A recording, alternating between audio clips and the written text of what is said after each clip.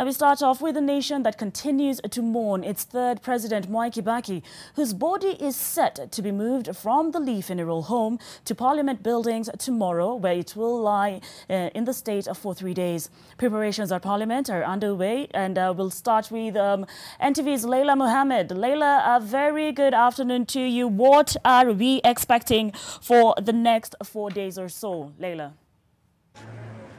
Well, Nina, military dictates that a head of state who is a commander-in-chief of the rank of a general will be given full military honors, and that process has already begun. It began on Friday last week, once President Uhuru Kenyatta made that announcement that the former president had died, and that is why there's heavy military presence here at the precincts of Parliament.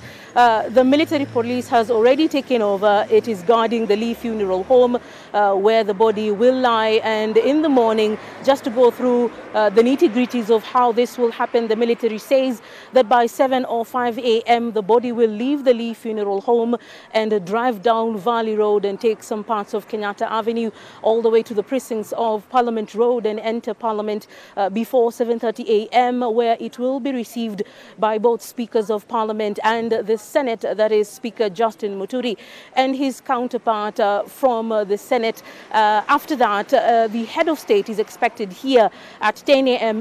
that morning, and whoever is leaving is Joshua Omukata, the Nairobi County Commandant of Traffic, who has been here all morning, and the National Police will be coordinating some of the traffic challenges that will be facing the city tomorrow morning, and certain sections of that road will be closed. But Nina, going forward, this will be a ceremony that Kenyans have seen before over the last 2 years.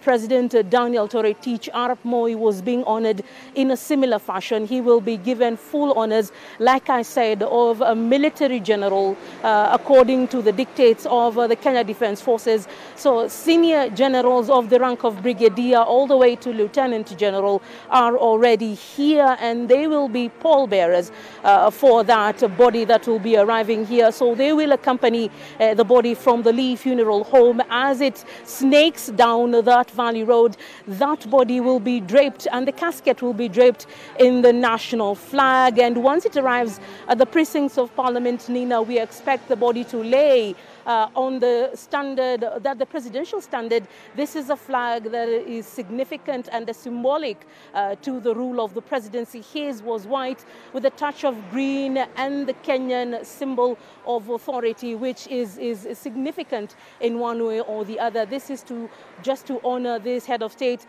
For those who do not understand the significance of the standard, this is the symbol of the presidency, and once he is anywhere present, that flag will run consistently with the Kenya national flag and the flag of the Kenya Defense Forces, of which he is the commander-in-chief. So I've seen senior generals in the army and the Kenya Defense Forces, Brigadier Joachim Mwamburi and Brigadier Jeff Nyaga, who are holding fort in terms of looking at the symbolism of walking down. Brigadier Mwamburi is not new to this job. He undertook the duty of leading the team of generals who carried the casket of President Daniel Toroitich Arap Moi.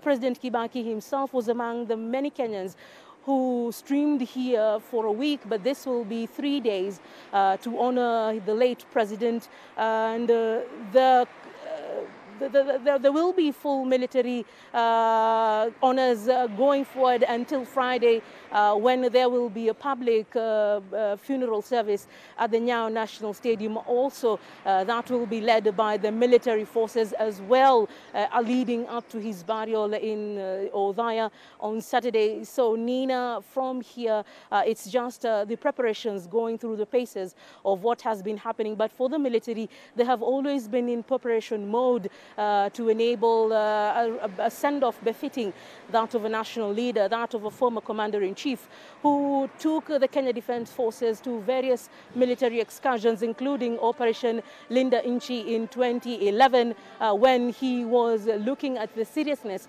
of defending Kenya's sovereignty inside Somali territory. So I take it back to you, Nina, as we listen into the national anthem that is currently being played by the band by the Kenya Defence Forces.